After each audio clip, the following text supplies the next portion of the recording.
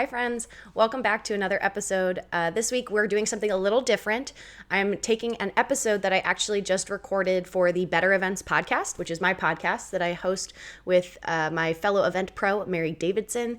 Last week, we did a very special episode where Mary interviewed me, and this week we'll be interviewing her. But I thought it would just be really relevant for all of you about why I'm passionate about events, my background, what's up with my background in China, sports, and just be something that just kind of continues to add to this community that we're building here, and why I love event production and Zoom and all those things that just make events great. So it's well worth the listen. So stick around if you want to learn more about my journey and just a little bit more about me. And next week, we'll be back with more Zoom tips, event production tips. I just got back from the Tokyo Olympics, so I will be recording a recap about that. So just stick around and there'll be new videos every single Monday. Enjoy. Welcome to the Better Events podcast. Join two event strategists, Logan Clements and Mary Davidson, who believe we can all create, host, and attend better events. Now let's get started, and thanks for listening to the Better Events podcast. All right. Well, welcome everyone to the Better Events podcast again this week. Thank you so much for joining us. We are super excited about our topic once again. We had a fun idea to deep dive a little bit more into who we are as co-hosts. So as a reminder, I'm Mary Davidson, one of your co-hosts, and I am joined by Logan Clements, our other co-host. And we are just super excited to deep dive into Logan today. So we are going to learn all about her and how she came into events and learn more about her business as well. We thought that this would be a really important topic to talk about today because we kind of mentioned things about ourselves throughout the episodes, but to be able to really explain who we are and have the opportunity for those who'd like to listen, I think is an important opportunity. And so excited to hear what Logan has to say today. But before we get into it, Logan, feel free and tell us anything that is on your mind or your heart today, but also what's something exciting that you have coming up?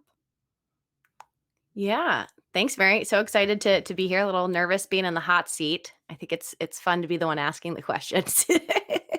um, yeah, something exciting coming up. I just got a new project that's going to bring me to New York at the end of August, which I'm super excited for. And so I'm originally from the East Coast. I was not born, but raised in Philadelphia. And so it's going to be really nice to go back for both a work project and then get to see all of my family is still East Coast based. So, and it's an in-person event, which I think I'm just like slowly as I get back into it. It's exciting. How about you? What's something exciting that you have coming up? Oh, I have an event that so some events that I do, I kind of start maybe, I don't know, an average of 3 months before an event. But I have one that's coming up that I've been working on since the beginning of the year. And so I'm just really excited to have that culminating moment of that event, if that makes sense. And so I'm gonna be excited when that one's done in a good way, just because there's Yeah. been so much work that's been put into it up until this point. So I'm going to be excited. That event is in September, but it's very much on my mind right now, and so excited for that. Very cool. And sorry. Oh gosh, Mary. Okay, I'm gonna cut this part out. Okay. Whew, whew. Okay, so we are gonna deep dive into it now, like I said. So Logan, we're excited to hear everything that you have to share with us, but we're going to start just back from the very beginning. So, when you were a kid, what did you want to be when you grew up? Because I have a feeling that that might have something to do with what you're doing now. Yeah, I I think the evolution of what I wanted to be, like when I was like 5 or 6, so I'm told because I don't remember this, I wanted to grow up to be a princess. When I literally that was when I watched a lot of Disney movies, and I thought that was a very, a reasonable career for a girl to get into. I thought I could be a princess. And then I discovered sports, and I went from a girl who always wore dresses to then becoming a big tomboy and really, really, really liking sports. And so I wanted to then be a professional soccer player that then evolved into wanting to be a professional basketball player because I saw Lisa Leslie and I wanted to be just like her. And my sports endeavors kind of constantly involved. And so I just always wanted to be a professional athlete. And then as I realized that athletic careers don't last that long, I think I wanted to be a sports announcer on ESPN. So I wanted to be not just someone I wanted to be a sideline reporter, but then eventually I wanted to be like an actual announcer who calls games. But I get told all the time to remember that I wanted to be a princess when I was 6. I love that. That is not at all what I was expecting you to say. And it's amazing. And it makes sense. I like how that's transitioned. And it also sounds like what you wanted is actually super close to kind of what you're doing in a different way. So I'll of course let you talk about that. But first, what are 3 things that we should know about you? Yeah, so I kind of took this on a macro level, but I feel like a lot of what you can boil down to what you need to know about me is it comes down to sports, events, and China. And I feel like I could break down more about each specific one. But those are kind of my 3 niches, both professionally as well as personally, about things that I get excited about and nerd out. So um, I feel like we're gonna Yeah. dive into it more as we keep going. Absolutely. Well, knowing Logan, I can kind of see how this is all coming together. And so I'm excited for you all to learn more about that too. But before we do, I would love for you to share with where you are currently right now as we are recording this episode, because I also feel like it's super relevant to what we're discussing. So tell us, what are you doing right now? Where are you? We buried the lead a little bit. Yeah, I'm in Tokyo, Japan right now. So I'm coming to you from the future. Mary and I, we're like 16 hours apart. So Mary, you'll have pancakes for breakfast tomorrow. Probably not, Ooh. but maybe I'll Hmm. plant the seed. But yes, I'm in Tokyo, Japan for the Summer Olympics. I'm working as a venue producer for indoor volleyball. So getting to be an in-person producer and show caller for all the indoor men's and women's volleyball competitions. I've been here for 15, 16 days so far, and I've got a couple more, and I'll then fly back to Seattle this coming week. But yes, talking about when I was a kid, I wanted to be an athlete, and my dream was always to compete at the Olympics. And then as I got older and my athletic endeavors kind of started to wind down, I kind of shifted that dream to then wanting to work at the Olympic Games. So I volunteered in 2018 in Pyeongchang in South Korea with Team USA. Loved it. That's a great, if you're an Olympic nerd and want to get over to an Olympics, you can always volunteer. You don't get paid, but they'll feed you while you're there. And then you meet other volunteers to stay with and nerd out about Olympics. But from that experience, I was like, I need to come back here and work, because also as an event like logistics production person, the Olympics, it is the Olympics of events, like in the sense that there are so many, 40 plus sports all happening at different venues, all happening at the same time. And the teams and logistics and the people behind all of that, it's very magical. And I just wanted to be a part of it. So it's very surreal to be here, very odd because we don't have fans and stands. So my job is normally to entertain the fans in the stands with music and activities and videos and things like that. So we've been really focused on the athlete experience and making sure they have a great time. But fun fact, if you're ever listening to any of the volleyball competitions this week, anything like the music you hear, that is a DJ that is on my team that we're working with. And so we're kind of bringing that atmosphere, even if the fans aren't there. That is so cool. I've got so many questions for you about that. So I should just say I'm sure we'll be doing a podcast episode all about Logan's debrief of the Olympics, because it just sounds like you said, such a surreal and cool experience. And it fits right into what we've already talked about you and how you came to be in events as well. So it just sounds like the perfect fit. So, well, I guess we'll just dive a little bit deeper into that as well. When it comes to, you mentioned 3 things about you that we should know about you. The first one was sports. And so let's just dive deep into sports now. So, how have sports played a part in your life? Yeah, I was a forever athlete. I still want to say I'm an athlete now. At the ripe old age of, almost turning 30. So I I've always had an athletic passion. I did sports when I was a kid. My parents just kind of put me into anything and everything. They did very much of the let's try all the sports and just see what sticks. And that kind of evolved into every season of the year. I always had a different sport. So I did soccer in the fall, basketball in the winter. Summer, I did softball, and then that evolved into track. And then in the summer, I swam. And as I got older and certain sports got more competitive, some of them were year round and things like that. But I was always, the happiest when I was playing a sport. And so when I went to was looking to go to college. I was looking to get recruited, and it turned out I threw javelin in high school because all the basketball girls threw javelin in the spring just to like have something to relax after a basketball season. That ended up being the sport that I could go to college for, and got recruited for the University of Virginia to throw javelin and then hammer. And then my college experience was very much shaped by being a student athlete. So being a student, but also being able to compete. And that was one of the kind of shaped where I chose to go to school, which then shaped how I ended up going to China. So I've just seen kind of this common thread of sports kind of driving my life forward. And then as a professional, a lot of the skills that I think make me really good at events and in my roles that I'm in, I can kind of trace back to sports. So being a team player and being very comfortable, working as either just one piece of the puzzle or leading the whole thing, I think goes back to sports and just the ups and downs that come with live events, because you can control what you can control, and you can plan a lot. You can have a game plan, a run a show, a timeline, but in the actual day, like something's gonna happen, and it's all about how you react to it.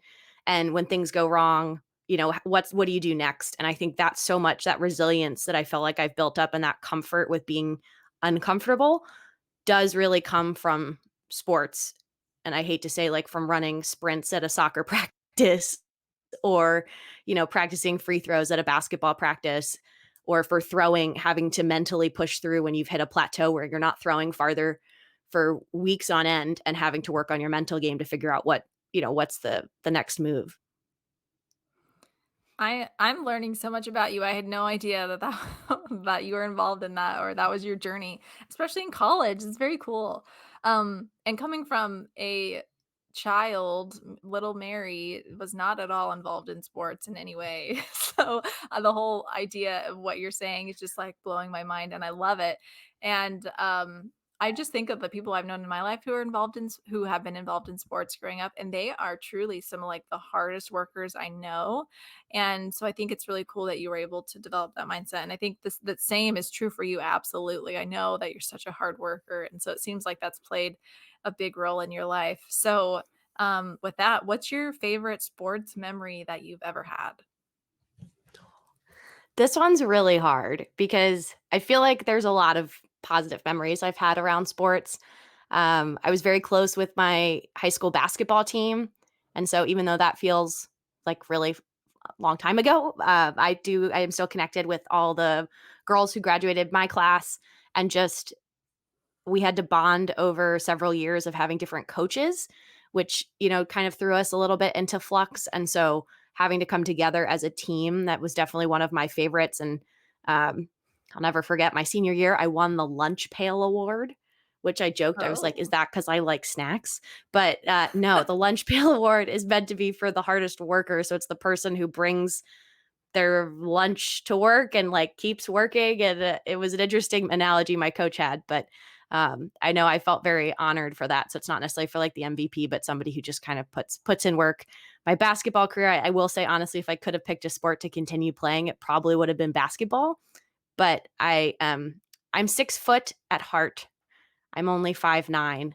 When I was a little kid, they told me I would grow up. They did that like height chart, and they were like, she'll get to 5'11" was what I was projected. And I was like, if I drink a lot of milk and I stretch a lot, I think I could get to 6 foot. And I'm a post player in basketball, and I never got to 6 foot. So I'm big in heart, but in basketball land, I was a little too short to be a post player. So Oh my gosh, I love that. Um, so I feel like I have to ask, since you are at the Olympics, working in the Olympics right now. So I want to ask, what's your favorite Olympic sport to watch out of all of them? For let's narrow it down. Let's say for the Summer Olympics. my gosh. I will honestly watch anything. I will say the current sports that I have in my calendar to remind me to watch at the right time, even being in Japan in the time zone, is women's soccer, women's football. Love our women's soccer team. They are, again, I think the 99 World Cup was like the first memory I had of seeing just like women on TV playing sports, and just having my mind blown. So I've always had a soft spot for the women's soccer team. And then I do like throwing. I'm a nerd from throwing in college. It doesn't Javelin and hammer are two of the lesser known throwing events, I say, and so they don't get much of a highlight reel in the coverage in the U.S. So I'm going to be watching those. But I honestly love all of them. This year, there's been a lot of mixed relays. So doing 2 men and 2 women in a certain sport. Like there was a mixed relay for track. They did it for triathlon. I think there was judo last night. Like it's just really cool. They're always coming up with something different. And then I always like gymnastics because I just think they're so death defying with their moves and everything. But I could probably list every single sport because I get very excited about anything sports related. That's awesome. I need to see some pictures of you throwing when you were not even that much younger, I guess. But I want to see some photos. Send them my way. I'll send Post them. them We on can put them on the Instagram. Better Events. Yeah, we can put them on the Yeah. Better Events Instagram. I have them a Yeah. little bit in my YouTube channel. I have like an about me video, and I include them in there. Some intense photos of me throwing hammer and Yeah. javelin. Love it. Okay, I'm excited to see those. Awesome. So, you mentioned a little bit earlier, you kind of hinted at how you went from sports into events and how that happened. But can you dive more into that? So, with events, how did you first get started in events? Yeah, I would say I had a similar. You and I have had similar journeys. I think in the sense that maybe it was more obvious to others that we were going to be good at events than it was to us. Like looking back, it now makes sense. But when I first started, I worked in digital marketing, was what my first job out of college.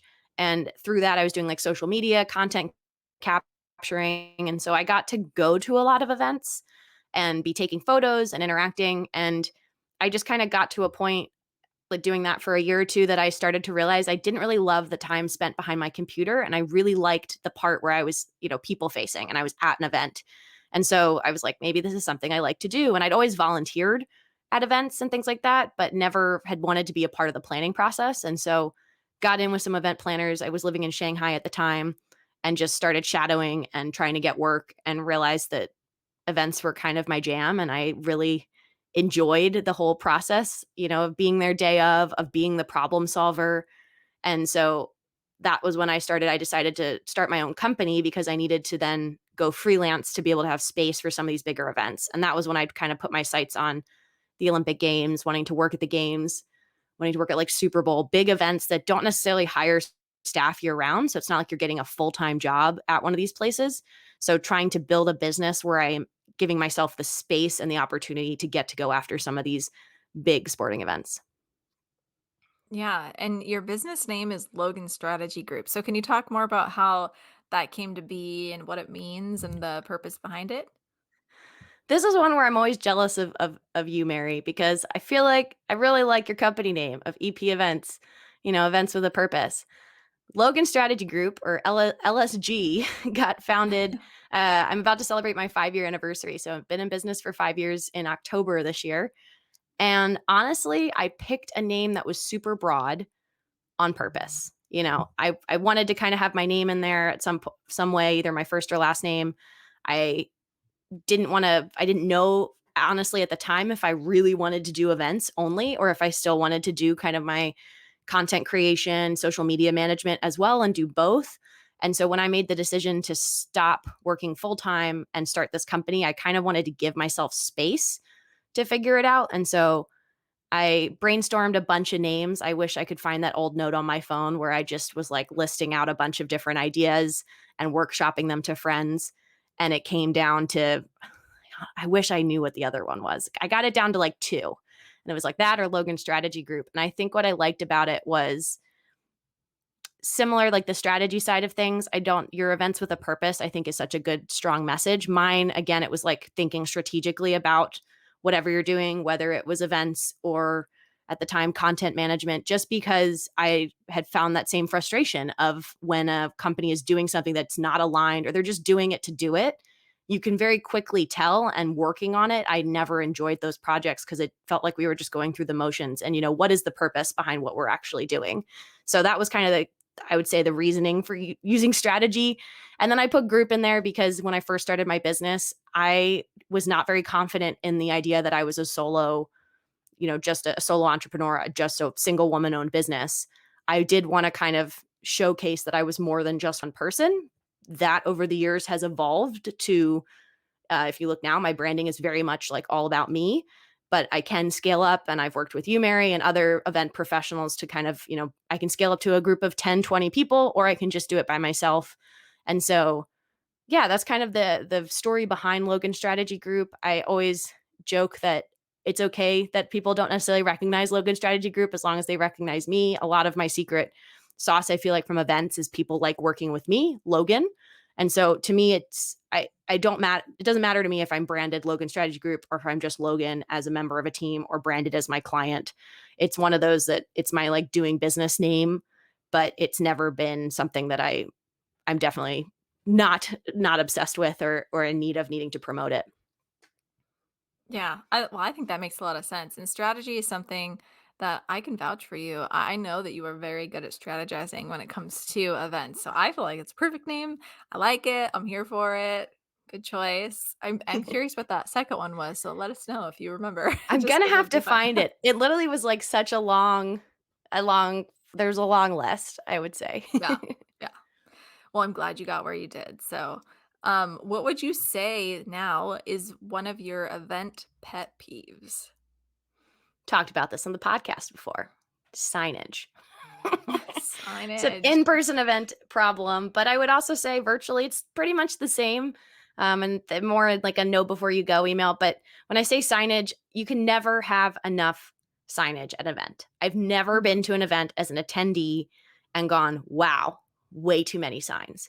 If anything, I find organizers will like under create signage. And so what do I mean by signage? Like, where are the bathrooms? Where can I get food? Where's registration? And having those kind of like directional signs all over the venue. A lot of times when I've been working, we've had to then supplement the lack of signs with people, like having human signage as a person who stands there and goes, go this way, go Mhm. this way. And is that a really, a valuable job to have a friendly face to welcome people? Sure. But also it could have been solved with some well-placed signs because I think a common problem people face is they get really comfortable with their venue or their event concept and they just think as an attendee, you're just going to know. And one of the cool things with virtual events has been because we can't go in person, you do have to improve your pre-event communication and like do those know before you go emails and set expectations of where to go, how to log in, all of those things that I think some in the before times people would just kind of take for granted and not realize how many issues it creates. Because if you can't find things in an event, that's a very easy way to lose attendees. They're just not interested or have a poor impression of your event. Yeah, So that's my absolutely. nerding out about signs. It's great. It's a good reminder. Now every time I see like signage at an event or the lack thereof, I'm like, Logan, it always sticks out of my head. So good job. All Which right. when And one then, more pro oh, tip, sorry, yeah. from signage is another thing to think about is like when your space is full, you're going to need different like people have created signs that are like up to your chest level, but if you are in a crowded cocktail hour, no one is going to see that sign versus a sign that's really high, or we've seen all with the 6 feet, stay 6 feet apart on the ground. And that is one Mhm. that I also will see that some people had enough signs, but did not think strategically about where to place them so that people could actually see where to go. And now I'll zip it on signs. I love it. All about the signs. So you mentioned one of the third thing that we talked about, the three things that we should know about you is China. So tell us all about that. And I believe you studied Chinese as well. So tell us how that began and how what it led to. Yeah. I always like to say that I studied Chinese by accident. I get a lot of compliments. People are like, wow, so forward thinking. You studied Chinese in college. Like, I was like, nope, wish I could have said that I was purposeful, but universe works in mysterious ways. University of Virginia, where I went to school, requires that you take 2 years of a language to graduate. And I'd taken German and Latin in high school. Didn't really care for either of them. I wanted to start a new language, and I'd gotten really inspired that maybe I'd find a good professor in like Spanish or Italian, or and I wanted some kind of like romantic language. And when I went to sign up for classes, I had a later sign up time in the day, and so a lot of classes were already full. And I also had a practice schedule with track and field. So there were certain times like I just couldn't take classes. And so the only two options between those two scenarios were Chinese and Urdu.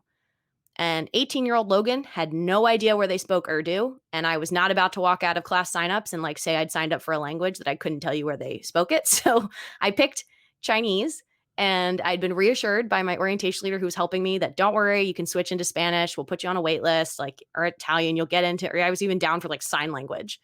So I remember walking out and my mom had come with me and she was like, "What did you sign up for?" And I was like, "I'm going to change out. I don't know, like Chinese for now." Come first semester, and there's no movement on the wait list for Spanish, Italian, or any of the other languages. So I took Chinese. And first semester was really rough. Second semester, also pretty rough. It wasn't sticking. Chinese, there's a way to write it and a way to speak it. So I felt like I was kind of taking two languages instead of one. And so counterintuitively, I decided to study abroad in China because I was the first athlete at Virginia to pass Chinese 101. And so to do the 102, the spring semester for athletics as a student athlete, you miss class to go to competitions. Like on Fridays, you might have to travel somewhere. And it caused a lot of issues for me in the language department, where that was just a challenge that they hadn't had to deal with, of missing class for an athletic reason. And so their suggestion, and I realized, I was like, yeah, I'll go study in China for a summer and I'll get a year of credit in 8 weeks and I'll be done. When I get back from China, I will have fulfilled my 2 years of credits and I will never have to speak another language again. And that was a life-changing experience because it was the first time I'd left North America. We also were required to take a language pledge. So we had to speak Chinese only, no English. So we had 3 days to speak English and then we had to only speak Chinese. And that was kind of the kick in the butt language wise that I needed to make my brain actually start to retain the Chinese. And it was the first time being in a foreign country where the language was a skill. It was needed. It was what I needed to get around, to be in a taxi, to order food. And I just saw the power of being able to connect with people through language that I never would have been able to connect with. And so when I came back from that, I was like, all right, I need to keep studying or I'm going to forget it all if I live in America.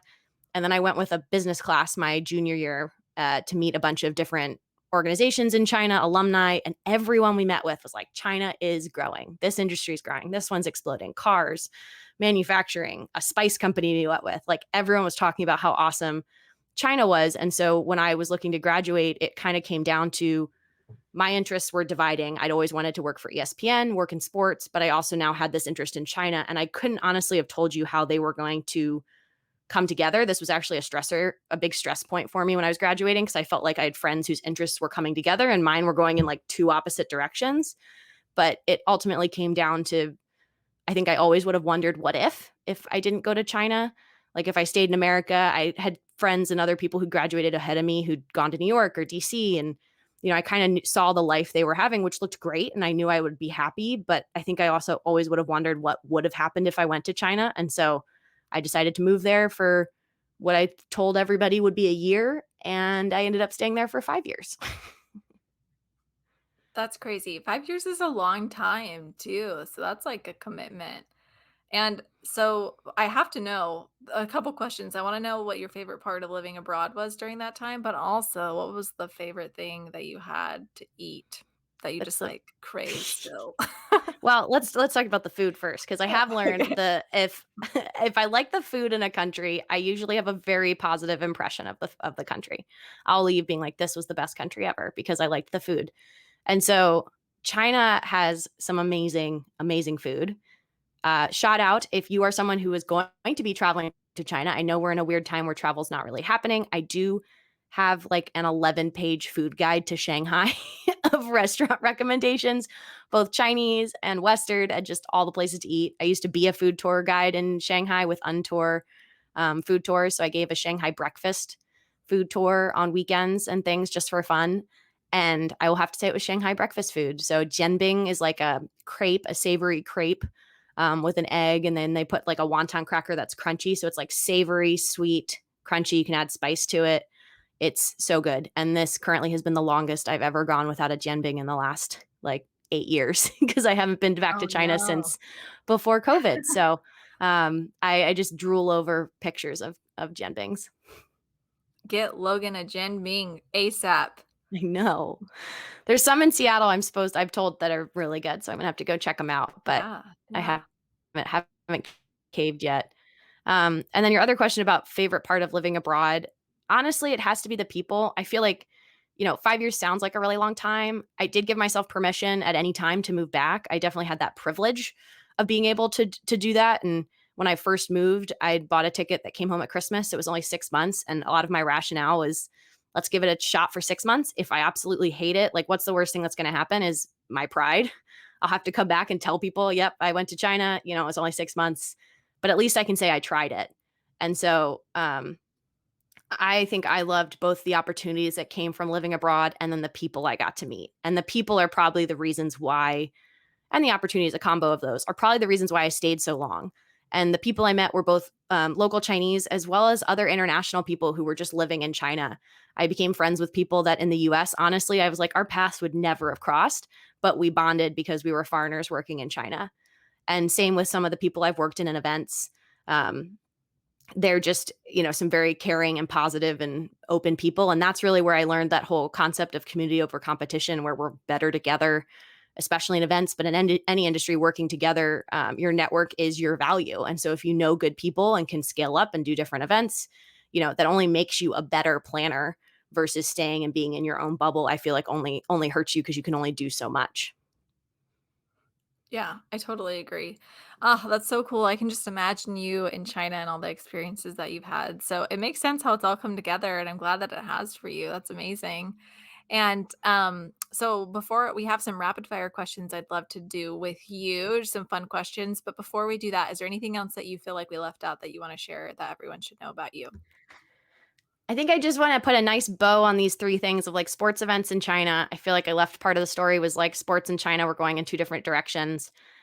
But I did find this niche after starting my own company of clients that were from the US or from Europe who were trying to come to China and do events.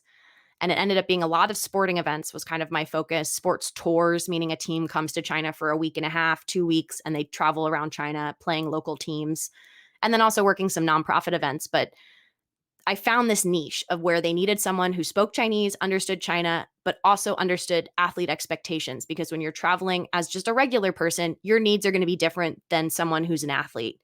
And it was this very cool place that I found myself in before COVID of being that person that could help bridge that gap and working international basketball games. The Pac-12 always hosts a China game that I've been involved with, a couple international tennis tournaments that happen in China, and just realizing that like I can be excited about China, I can be excited about my role in the event, and I can also nerd out about sports because anytime I'm working, I like working corporate events and nonprofits. I've done a couple weddings.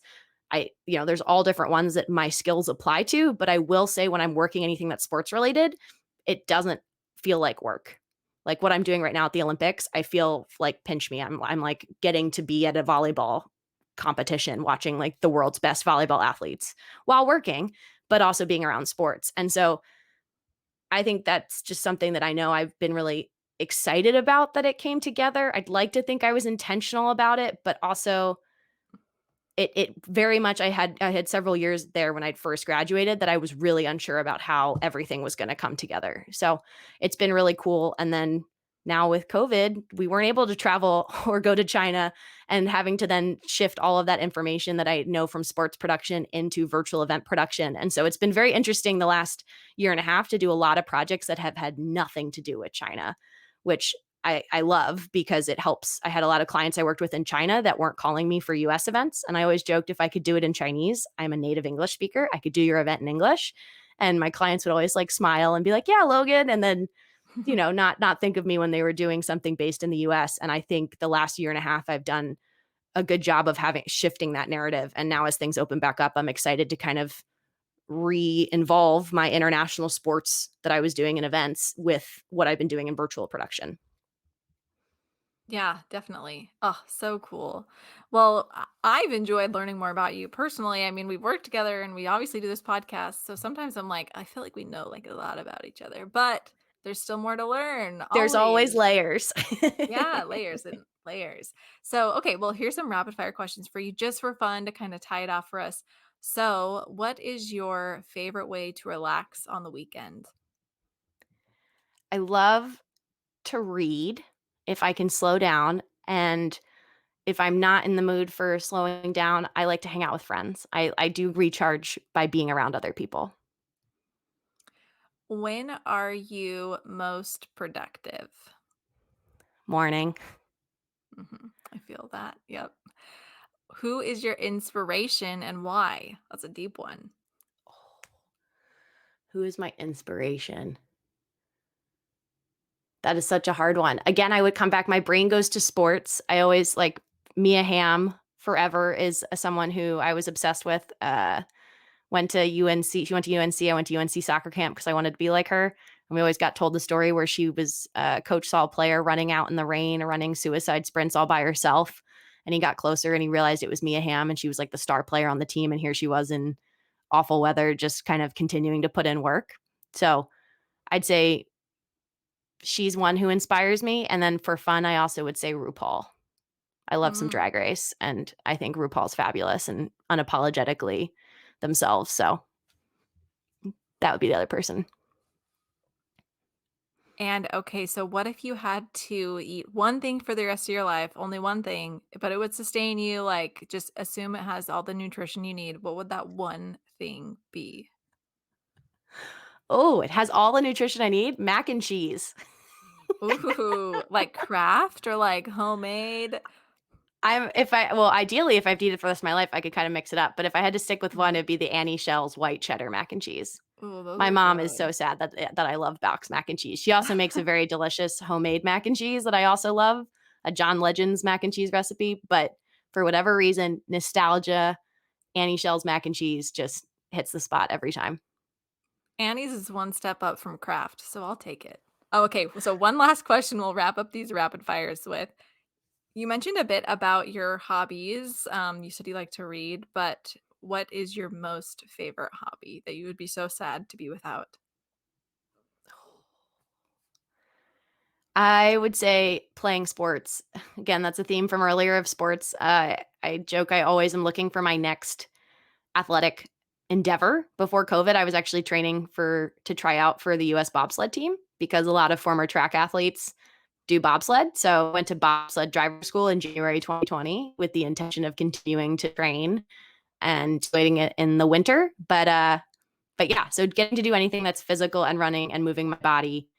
The most recent thing I did before I left for Tokyo was a trampoline exercise class. I've never had more fun. It was hilarious. It's like a little tiny child's trampoline, and you bounce around to songs and do moves and things. And I definitely thought it was going to be like, we're just going to bounce around. No, it was very hard, but I also just laughed the entire time. The trainer said I had great energy, and I said, "Is anyone angry when you're bouncing on a trampoline?"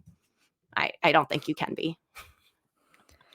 You're giving me so many visuals today. That as well as the bobsled, that is blowing my mind right now. I want to encourage you to still live that dream. That sounds awesome.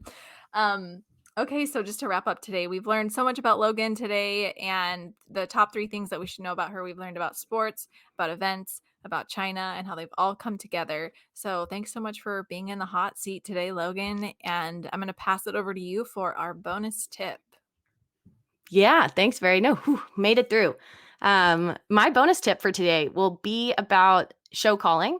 So if you're ever the person who's the show caller, the one calling the cues, the one making everything kind of happen on the production side of things, my tips for you would be to be concise, but also over communicate. And so what do I mean by that? By be concise, if you are the one giving the cues, deciding ahead of time, ahead of your actual event, how you're going to say it, meaning will you say go? Will you say stand by for different things? So stand by to change music, go or change music, and deciding those kind of things with your team will help make sure that your day of runs really smooth.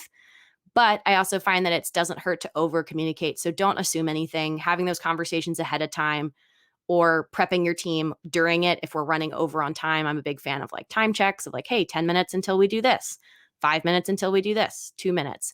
It just helps kind of keep everybody on the same page. So just be concise, but don't be afraid to talk a lot, especially if you're the one show calling, producing, or even if you're just the event manager running the whole thing. Awesome. Love it. Okay. Well, thank you so much again for sharing all of everything about you today. And if you all are interested in learning more about Logan, we will make sure to put all of her links in the show notes of where you can find her, follow her, reach out to her. In addition, you can always reach out to us, the Better Events Pod, on Instagram. Send us an email if you have any topic suggestions or questions. And thank you just so much again for listening. And we will be back with you next Wednesday. Thanks, everyone.